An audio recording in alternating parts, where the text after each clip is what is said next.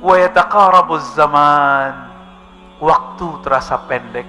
Taqarab, dekat sekali. Kayaknya baru kemarin saya nggak bisa ngisi waktu kita keluar kota ke Pekanbaru awal bulan Pak ya. Sekarang udah nyampe aja akhir bulan. Bentar lagi udah 40 hari aja rasanya Pak. Tapi nanti jika keluar Dajjal, masa dia sama seperti zaman dia dulu keluar di zaman Sayyidina Musa, 40 hari. Tapi rasanya seperti 40 tahun. Kuat kan tuh? Menegangkan Pak nanti. Aneh nggak tahu nih, antum masuk kemana ntar nih? Masuk tentara Dajjal atau tentara Al-Mahdi? Dua aja ntar tuh. Dua aja Pak ntar. Satu kelompok Dajjal, satu kelompok Mahdi. Dan yang menyedihkan sekali, mereka saling bertakbir ketika perang. Kelompok Dajjal bertakbir, kelompok Mahdi bertakbir. Loh, siapa yang bersama Dajjal? Itulah yang disebut dengan Khawarij. Kelompok apa?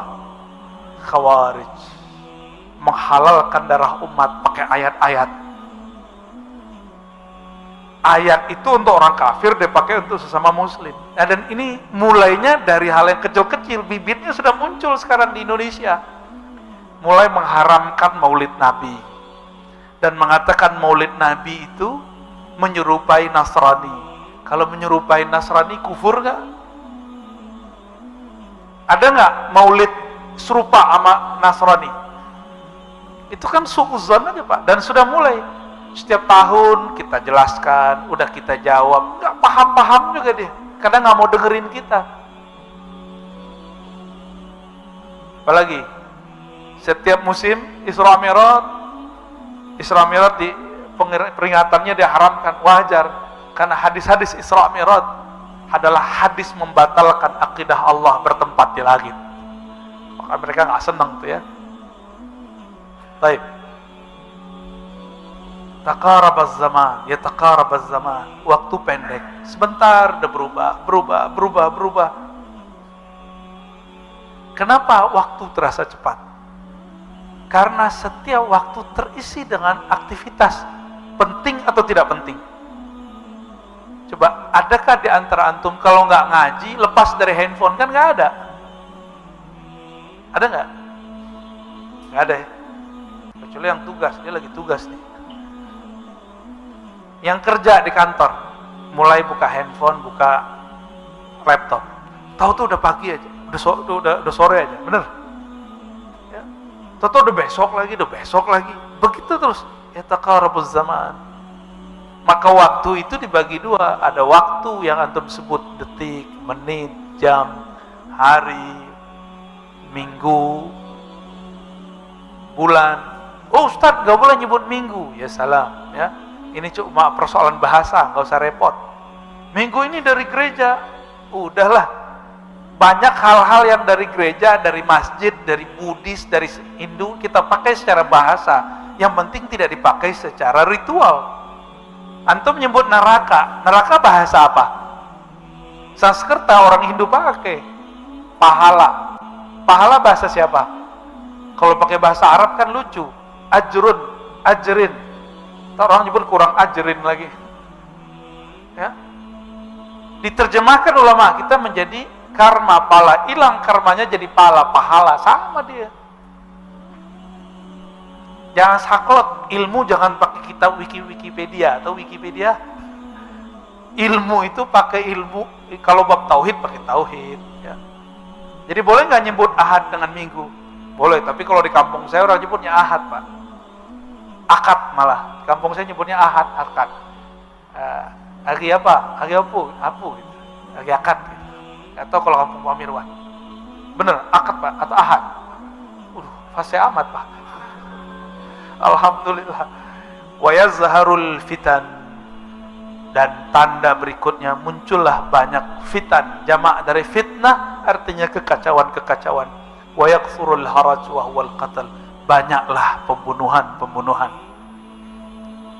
Jadi waktu ISIS muncul pertama kali, kita udah mulai khawatir, jangan masuk bagian dari ini. Tapi bukan ya. Ini hadisnya masih panjang ini. Kita cut aja dulu ya. Kita langsung masuk ke fasal berikut. Ini beberapa riwayat saya loncat. Dari Sayyidina Mu'az ibn Jabal qala Rasulullah sallallahu alaihi wasallam umranu Baitul Maqdis kharabu Yathrib. Apa artinya itu?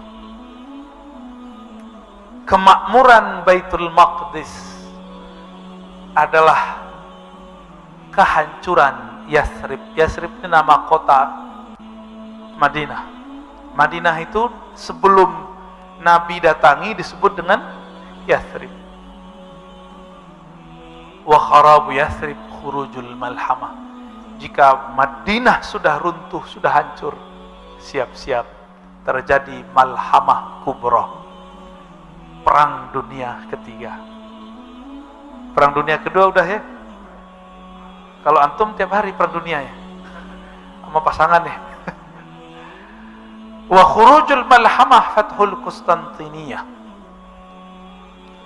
Terjadinya perang dunia terakhir itu adalah awal terbukanya gerbang Konstantinopel kesekian kalinya. Wa fathu Konstantiniyah khurujud dajjal. Jika itu sudah ditaklukkan, itu arah ke Eropa maksudnya. Turki itu kan ada satu semenanjung, yang semenanjung itu sebenarnya Eropa. Jadi ada Turki Eropa, ada Turki Asia. Turki Eropa ini sebenarnya yang Konstantinia yang awal itu lebih luas sebenarnya kekuasaannya. Jika itu takluk, maka itu adalah tanda keluarnya Dajjal. Oke, coba kita lihat lafaz pertamanya. Umran Baitul Maqdis. Makmurnya Baitul Maqdis itu adalah kehancuran Madinah. Bapak saudara makan Allah, orang di luar sana mengukur keahlussunnahan saya dengan cara yang tidak sesuai dengan kaidah ahlussunnah. Apa itu? Ar-Razi ini pro Hamas atau bukan? Ada nggak dalam kitab ahlussunnah bahwa antum itu sah ahlussunnahnya kalau pro Hamas atau tidak? Coba kalau ada tunjukin ke aneh satu kitab aja. Ada nggak? Sok-sok tua lagi yang ngomong nih ya, dan menyebut saya ini anak muda kemarin sore. Ya salam. Ya. Ngakunya mantan salafi dia nih, tapi ternyata mantan ikhwan muslimin ternyata. Kita nggak anti dengan ikhwan muslimin, kita tidak anti dengan Hamas, tapi boleh nggak kita beda opini dengan suatu kelompok? Boleh. Coba antum buka berita tentang baik yang bahasa Arab, bahasa Inggris, itu bahasa Indonesia. Siapa saja yang berjuang di Baitul Maqdis, di Palestina, di Gaza dan sekitar, ada 4 kelompok. Ada 4 kelompok. Hamas itu terkenal di Gaza. Sebelumnya dulu ada Yasser Arafat. Ini umur-umurannya Pak Mirwan pasti tahu. Bener. Jangan-jangan favoritnya. Wah, antum favoritnya perjuangannya? Ya nggak apa-apa Pak. Berarti nggak pro Hamas dong. Tuh kan, mulai bingung kan? Yasser Arafat itu dia pergerakannya namanya Al-Fat. Al-Fat itu dulu persis seperti Hamas sekarang. Angkat senjata perang. Ingin membebaskan Al-Quds dari Israel. Sama seperti Hamas. Sampai hari ini sama. Perbedaannya, Yasser Arafat kemudian sudah lelah berperang. Dan dia menemukan gak mungkin begini hidup damai kalau kita tidak menghargai satu sama lain. Disitulah Yasser Arafat kemudian ditinggalkan oleh kelompok-kelompok yang lain. Maka Hamas pun kemudian buat rumus. Siapa yang menganggap Israel itu eksis, berarti dia pro Israel. Fair nggak ngomong begitu? Yasser Arafat disebut pro Israel. Kan nggak fair begitu Pak. Dulu kelompok Al-Fat ini persis sama kayak Hamas, perang. Tapi mereka udah capek perang.